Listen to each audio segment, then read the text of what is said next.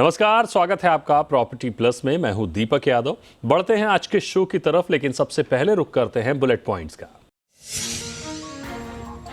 ताजा जानकारी के मुताबिक 13 मार्च 2023 तक नागालैंड को छोड़कर सभी राज्यों और केंद्र शासित प्रदेशों में नोटिफाई हुआ रेरा नियम। 28 राज्यों और यूटीज में रियल एस्टेट अपीलेट ट्रिब्यूनल का हुआ सेटअप। देश भर में 1,01,304 प्रोजेक्ट और 72,012 एजेंट हुए रजिस्टर। तो वहीं 1,06,657 शिकायतों का हुआ निपटारा। 17 मार्च 2023 तक स्वामी फंड के तहत 31,145 करोड़ के कुल 310 प्रस्तावों को दी गई मंजूरी। कुल मंजूर हुए प्रोजेक्ट से लगभग 1,91,367 अटके घर खरीदारों को मिलेगी राहत। इस रकम से 83,188 करोड़ की परियोजनाओं को किया जाएगा अनलॉक। केंद्रीय आवास मंत्री ने संसद में दी जानकारी। हाउसिंग फॉर ऑल के तहत प्रधानमंत्री आवास योजना के अंतर्गत 13 मार्च 2023 तक देश भर में 1,20,00,000 से अधिक घरों के निर्माण को मिली मंजूरी। 72,56,000 घर बनकर हुए तैयार। केंद्रीय आवास मंत्री ने संसद में दी जानकारी। नोएडा में लागू हुई structural audit policy. Noida authority की सीईओ रितु महेश्वरी से एक्सक्लूसिव बातचीत। स्ट्रक्चरल ऑडिट पॉलिसी की बारीकियों पर चर्चा। पीवी तकनीक के जरिए कैसे तेजी से बढ़ रहा पॉल्यूशन फ्री निर्माण। दुनिया की मशहूर इमारतों में इस्तेमाल हुई तकनीक का भारत में चलन क्यों है कम। हाउसिंग में कैसे गेम चेंजर बन सकती है पीईबी तकनीक पर विस्तार से चर्चा। बुलेट पॉइंट्स के बाद अब बात रियल ट्रेंड्स की। स्ट्रक्चर ऑडिट पॉलिसी एक इमारत के लिए कितनी आवश्यक है, इसको इस बात से समझिए कि एक रिपोर्ट के मुताबिक मुंबई में 1970 से 2018 के बीच 800 से अधिक लोग इमारत के गिरने से अपनी जान गंवा चुके हैं। पूरे देश का आंकड़ा तो और भी चौंकाने वाला होगा। अगर समय रहते इमारत के स्ट्रक्चर की हेल्थ पता चल जाती तो शायद ये जानें बच जाती। आमतौर पर एक इमारत की औसतन उम्र 75 से 100 साल के बीच मानी जाती है, लेकिन जिस तरह से दिल्ली एनसीआर समेत देश के कई हिस्से जोखिम भरे सिस्मिक जोन में आते हैं, आए दिन हम दिल्ली एनसीआर में भूकंप के झटके महसूस करते हैं। ऐसे में इमारतों के ढांचे का ध्यान रखना और भी जरूरी हो जाता है। बीते सप्ताह नोएडा डेवलपमेंट अथॉरिटी ने नोएडा में स्ट्रक्चरल ऑडिट पॉलिसी लागू की है। इस लिहाज से नोएडा इस तरह की पहल करने वाला यूपी का पहला शहर बन गया है। क्यों स्ट्रक्चरल ऑडिट जरूरी है एक इमारत के लिए, पॉलिसी को लेकर नियम की बारीकियां क्या हैं, समझते हैं रितु महेश्वरी से, जो कि सीईओ है नोएडा डेवलपमेंट अथॉरिटी की। रितु मैम, स्वागत है आपका जी बिजनेस पर। पहले तो ये बताइए कि स्ट्रक्चरल ऑडिट पॉलिसी लागू करने के पीछे क्या कारण रहे। जाहिर तौर पर आपने तमाम स्टडी की होगी। भूकंप के मद्देनजर एनसीआर वैसे भी हाई रिस्क जोन में है। इसके अलावा और क्या बुनियादी कारण रहे इस पॉलिसी को लाने के?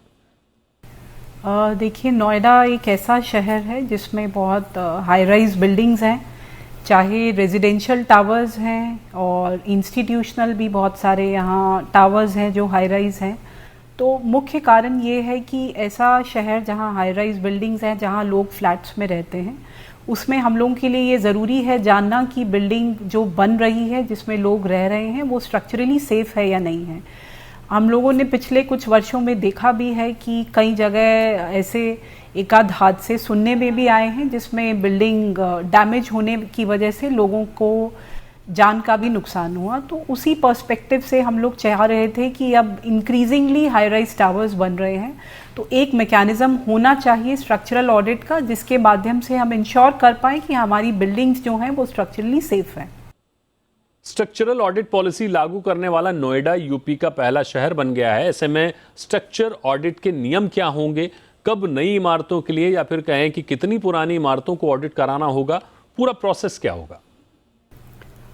देखिए, इसमें दो मैकेनिज्म्स हमने रखे हैं। पहला तो हमने इसको ये सोचा है कि शुरुआत से ही हम स्ट्रक्चरल ऑडिट को मैंडेटरी करेंगे। अभी भी जब हम लोग मैप्स अप्रूव करते हैं या कंप्लीशन किसी भी बिल्डिंग को देते हैं, तो जो संबंधित अलॉटी होता है उसकी जिम्मेदारी है कि वो स्ट्रक्चरल सेफ्टी सर्टिफिकेट एक उसमें ऑलरेडी देते हैं, लेकिन उसका जो प्रक्रिया थी वो अलग थी, वो अपनी तरह से अलॉटी उसको देते थे। अब हम लोगों ने मैंडेटरी कर दिया है नोएडा अथॉरिटी ने कि even at the time of completion जब हम लोग इशू करेंगे, चाहे एक टावर का कंप्लीशन है या पूरे प्रोजेक्ट का कंप्लीशन है, तब भी बिल्डर को स्ट्रक्चरल ऑडिट कराना पड़ेगा। और जो अथॉरिटी का पैनल जो बना है एजेंसीज का, उन्हीं के माध्यम से उनको स्ट्रक्चरल ऑडिट कराना पड़ेगा। तो पहला तो during construction and at the time of completion issuance ही ये मैंडेटरी भी हो गया है और क्वालिटी भी इंश्योर हो जाएगी, क्योंकि ये इम्पैनल्ड जो पैनल है हमारा उसके माध्यम से कराया जाएगा। दूसरा, जो कितनी पुरानी बिल्डिंग्स को कराना है उसका अभी जो मैकेनिज्म है वो कंप्लेन बेसिस पे है। उसमें हम लोगों ने ये प्रोसेस रखा है कि मिनिमम जो उस सोसाइटी या जो इंस्टीट्यूशन है उसके 25% अगर लोग जो रहते हैं वो कंप्लेन करते हैं, तो एक इंटरनल कमिटी बनाई गई है अथॉरिटी की, जिसमें रेजिडेंट्स के एसोसिएशन और इवन बिल्डर्स की तरफ से जो एसोसिएशन है उनके भी प्रतिनिधि रहेंगे, और वो पहले एक प्रिलिमिनरी इंक्वायरी करेंगे कि बिल्डिंग वाकई में स्ट्रक्चरल ऑडिट के लायक है या नहीं है।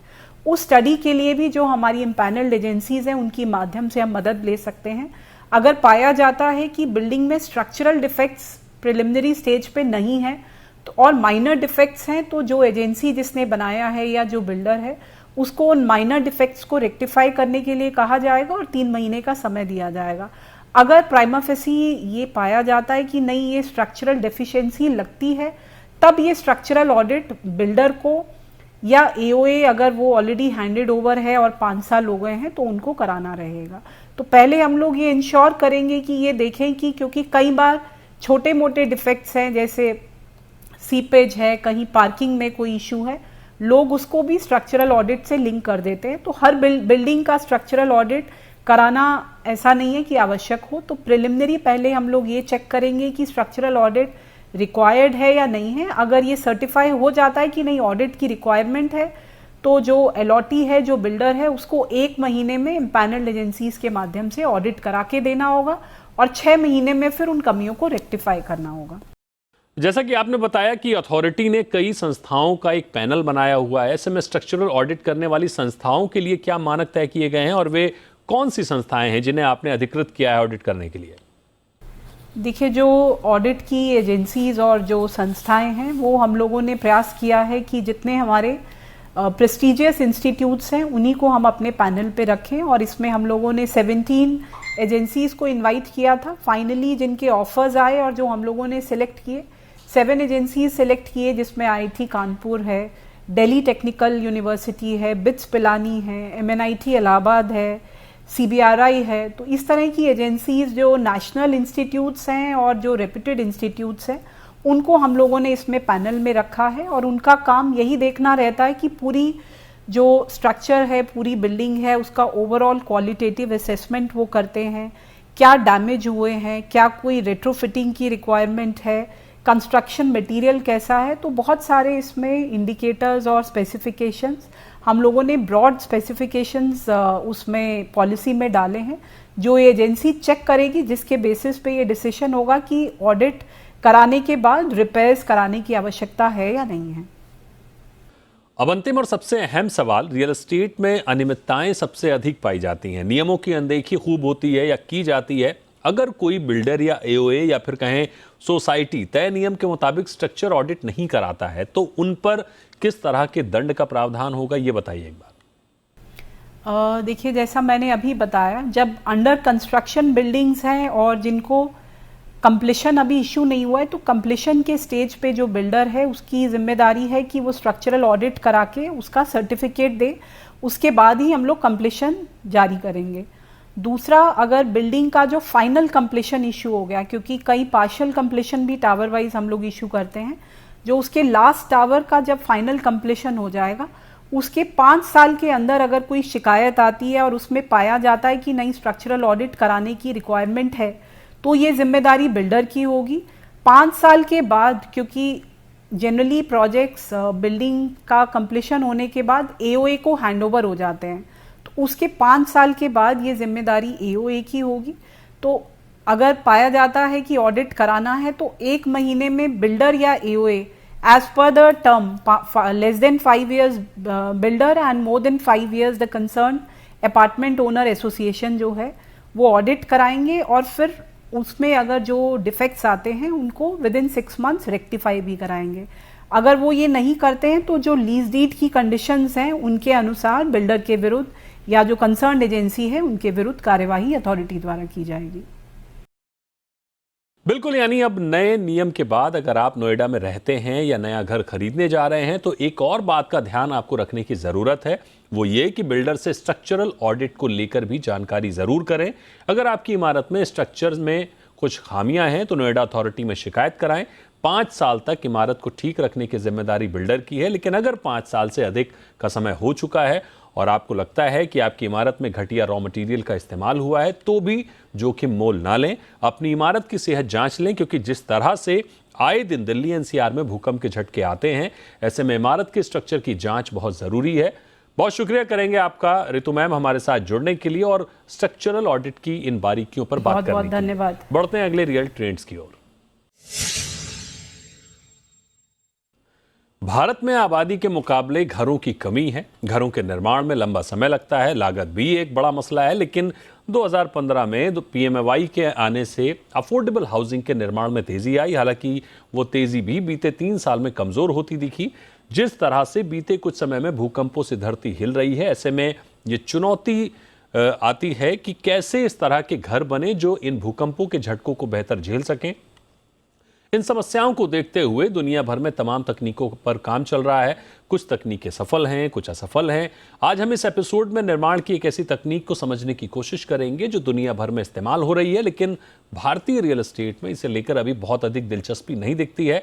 हाउसिंग प्रोजेक्ट में तो खासकर हम बात कर रहे हैं पीबी की, यानी प्री इंजीनियरिंग बिल्डिंग्स की। इसमें अधिकतर मेटल्स का इस्तेमाल होता है, तेज रफ्तार से निर्माण होता है, पॉल्यूशन नहीं होता और कई फायदे हैं। लेकिन सवाल यह है कि क्या सिर्फ फायदे ही हैं? ये कितना किफ़ायती है? ऐसे कई सवालों पर करेंगे बातचीत। हमारे साथ कुछ मेहमान हैं। हमारे साथ हैं हार्दिक पंडित, आर्किटेक्ट और डायरेक्टर हैं एपीआईसीएस स्टूडियो में। शरद सूद हमारे साथ हैं, एमडी सफायर फ्यूचरिस्टिक होम्स के। तो सबसे पहले शरद जी, बहुत स्वागत करेंगे आपका, और हार्दिक जी आपका। पहला सवाल मेरा ये होगा शरद जी कि आसान शब्दों में समझाइए कि आखिर पीबी या मेटल स्ट्रक्चर क्या है, इसका निर्माण में कैसे इस्तेमाल हो रहा है? धन्यवाद दीपक जी और नमस्कार हार्दिक जी। तो स्टील स्ट्रक्चर एक बहुत पुरानी मतलब टेक्निक है जो कि ब्रिटिशर्स के टाइम से मतलब इम्प्लीमेंटेशन में थी। अगर हम कोई भी पुराने जितने भी रेलवे के ब्रिजेस, बड़े बड़े मतलब हाई स्काई स्क्रैपर्स, जितनी भी बिल्डिंग्स या ब्रिजेस थे वो मोस्टली स्टील स्ट्रक्चर से ही बनाए जाते थे। स्टील स्ट्रक्चर के अंदर हमेशा जो हमें बेनिफिट रहेगा वो रहेगा कि एक तो ये बहुत जल्दी असेंबल हो सकते हैं, बन सकते हैं।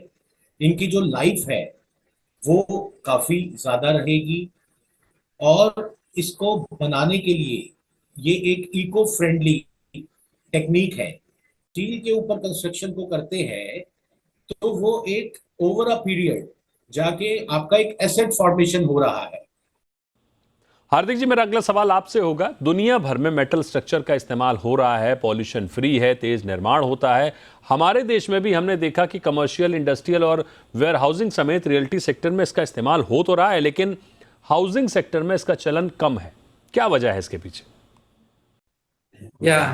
Hello Deepak ji and hello Sharad ji. आपका ये सवाल बहुत बढ़िया है कि हाउसिंग सेक्टर में इसका अभी तक इस्तेमाल ज्यादा हो नहीं रहा है। एक्चुअली आप देखेंगे ना तो वर्ल्ड ओवर बाहर के कंट्रीज में जितने भी स्काई स्क्रेपर्स है या जो हाई राइज बिल्डिंग्स है वो स्टील में ही बनते हैं। आज की तारीख में इंडिया में उसका एक्सेप्टेंस कम है बिकॉज एटलीस्ट थोड़े समय के पहले उसका जो कॉस्ट ऑफ कंस्ट्रक्शन का जो डिफरेंस था एक आरसीसी में और स्टील बिल्डिंग में वो बहुत ज्यादा था। जो स्टील कंस्ट्रक्शन है वो बहुत महंगा पड़ रहा था। धीरे धीरे अभी वो प्राइस गैप जो आरसीसी और स्टील के बीच में वो कम होता जा रहा है बिकॉज सबके दिमाग में है कि भाई चलो आरसीसी की बिल्डिंग होनी चाहिए, उसके ऊपर ब्रिक वॉल्स होने चाहिए तो ही वो बिल्डिंग स्ट्रांग होती है। बट ऐसा नहीं है, स्टील में भी अगर आप स्टील बिल्डिंग बना के इनफिल वॉल से अगर जो उसका कंस्ट्रक्शन होता है तो वो भी इक्वली स्ट्रांग होती है, वो भी इक्वली लॉन्ग लास्टिंग होती है। एंड जैसे शरद जी ने बताया, it becomes like an asset. आप आरसीसी बिल्डिंग जब डिमोलिश करते हैं, कभी आगे जाके आपको उसको कुछ नया बनाना है कंस्ट्रक्शन, तो उसका रेसिडुअल वैल्यू कुछ भी हाथ में नहीं आता है। वैसे आप अगर जो स्टील बिल्डिंग आप जब भी डिस्पोज करेंगे तो आपको जो उसमें स्टील जितना यूज हुआ है उसका वैल्यू मिल पाएगा। शरद जी, हम आज एक हाउस शॉर्टेज कंट्री में हैं। हाउसिंग फॉर ऑल के तहत करोड़ों घर बन चुके हैं, अप्रूव हो चुके हैं, बन भी रहे हैं।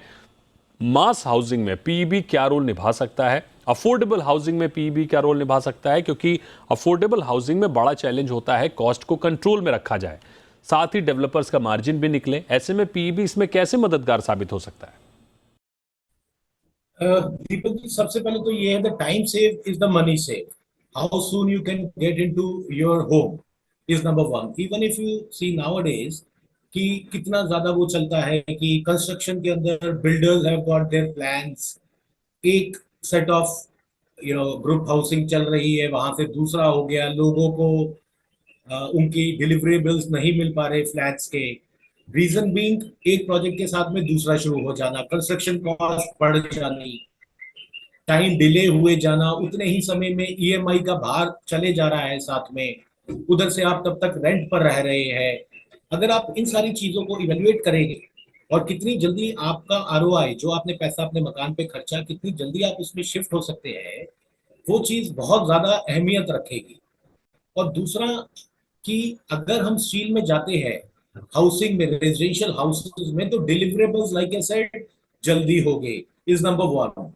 नंबर टू, अगर हम देखते हैं कि आज के समय में कितने अर्थक्वेक्स और ये, other than the financial matter, अभी अगर एक स्टील का बिल्डिंग है वो कभी भी शेयर डाउन नहीं हो सकता, because steel is absolutely inherently flexible. और उसके अंदर एक वो है, मतलब अपना, कि वो अपने आप को मोल्ड करेगा लेकिन एकदम नीचे नहीं गिरेगा. बिल्कुल, यानी जैसी घटना हमने गुरुग्राम में चिंटल के प्रोजेक्ट में देखी, एक के बाद एक कई स्लैब गिर गई। अगर पीबी स्ट्रक्चर होता तो कम से कम ऐसा ना होता। कभी कभी नहीं मिलेगी, क्योंकि कभी भी स्टील पूरा का पूरा धंस नहीं सकता. It can, because it's flexible in nature, तो बेंड हो सकता है, मेल्ट हो सकता है, लेकिन स्टील शियर्ड नहीं हो सकता. बिल्कुल, तो इस चर्चा को हम जारी रखेंगे, लेकिन यहां वक्त एक छोटे से ब्रेक का। ब्रेक के बाद जानेंगे कि आखिर पीईबी स्ट्रक्चर और कितना बेहतर हो सकता है अफोर्डेबल हाउसिंग के लिए।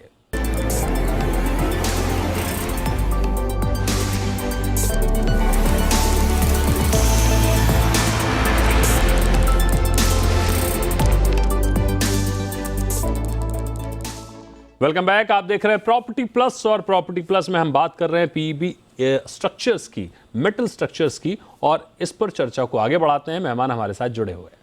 हार्दिक जी, तमाम तरह के फायदे हैं पीईबी के, लेकिन जाहिर तौर पर कुछ नुकसान भी तो होंगे, डायरेक्ट या फिर इनडायरेक्ट तौर पर। तो अगर दूसरे विश्व युद्ध के समय से ये तकनीक इजाद हुई, लेकिन आज भी इसका चलन कम से कम भारत में बहुत अधिक नहीं दिख रहा है, तो कमी कहाँ है फिर? स्टील बिल्डिंग की अगर जब हम बात करेंगे तो उसमें नेगेटिव सबसे पहले तो मैंने जो शेयर किया था वो यही था कि एक तो उसका कॉस्ट काफी बाकी जो आरसीसी मेथड है उससे थोड़ा ज्यादा होता है. स्टील का जो heat, steel is a very good conductor of heat, कि वो उसका जो हीट के प्रति रेजिस्टेंस है वो बहुत कम होता है as compare to RCC building. तो जैसे आप बिल्डिंग में जो आपके फायर रिटार्डेंट या फायर फाइटिंग के जो नॉर्म्स होते हैं वो हिसाब से आपको स्टील बिल्डिंग को जो उसको सुरक्षित करना पड़ता है. उसके लिए दो मेथड है. एक तो या तो उसको कंक्रीट में एनकेस करना पड़ता है, बट अगेन उससे आपका कॉस्ट बहुत ज्यादा हो जाएगा, तो वो तो जनरली करना इज रीजनेबल नहीं होता है. और लास्टली एक स्टील बिल्डिंग का जो है वो उसको मेंटेन काफी अच्छी तरह से करना पड़ता है, क्योंकि स्टील का और पानी का एक कॉल में स्टील को अगर जो पानी लगे तो वो में उसका रस्टिंग इमीडिएटली स्टार्ट हो जाता है.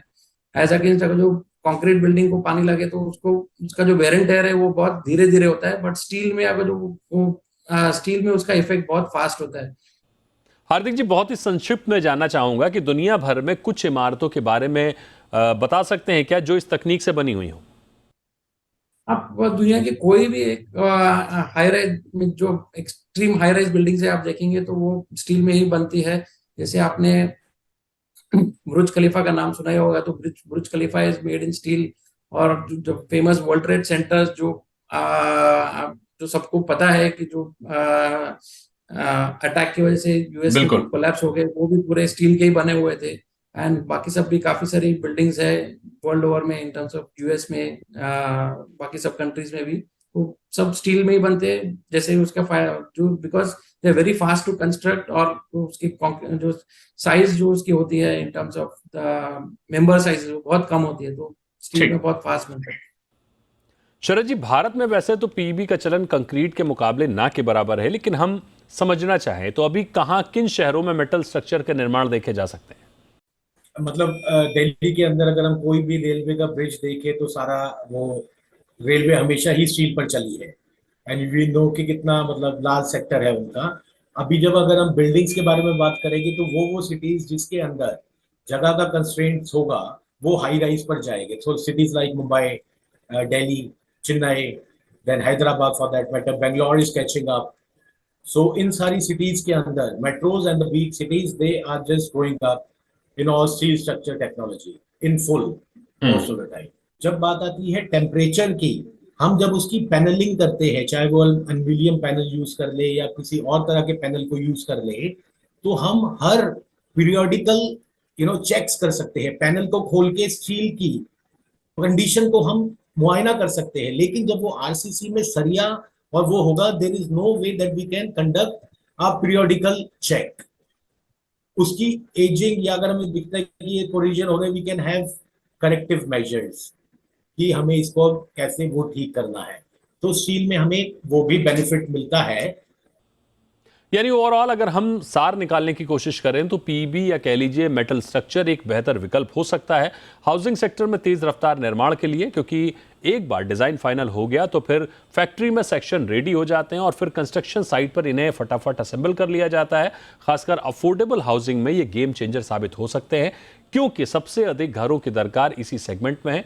बड़ी बात यह है कि स्टील स्ट्रक्चर में धूल मिट्टी नहीं होती है, लिहाजा पॉल्यूशन कम होता है। कंक्रीट, रेत का इस्तेमाल ना के बराबर है, तो फिर नेचुरल रिसोर्सेज का दोहन भी कम होगा। अगर इमारत की उम्र पूरी हो जाती है या फिर किसी कारण से इमारत को तोड़ना पड़े तो स्क्रैप से काफ़ी हद तक इमारत की कॉस्ट रिकवर हो सकती है। लेकिन जो सबसे बड़ी चुनौती है वो ये कि लागत कंक्रीट के मुकाबले करीब 25% अधिक है। लेकिन अगर लॉन्ग टर्म बेनिफिट बेहतर हो, पर्यावरण नुकसान से बचा जा रहा हो, तो इसे बढ़ावा देने पर विचार होना चाहिए। हालांकि हर चीज के अपने फायदे अपने नुकसान होते हैं, उन्हें भी एक बार कैलकुलेट कर लेना बहुत जरूरी है। तो इस एपिसोड में फिलहाल इतना ही। हार्दिक जी और शरद जी, हमारे साथ जुड़ने के लिए आपका बहुत धन्यवाद। मिलते हैं प्रॉपर्टी प्लस के अगले एपिसोड में।